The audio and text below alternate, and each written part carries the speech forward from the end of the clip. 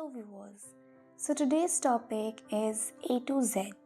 Capital letters may be or small letters may be. So let's see how we write our A. I have taught you how to write A in capital and also how to write A in small letters.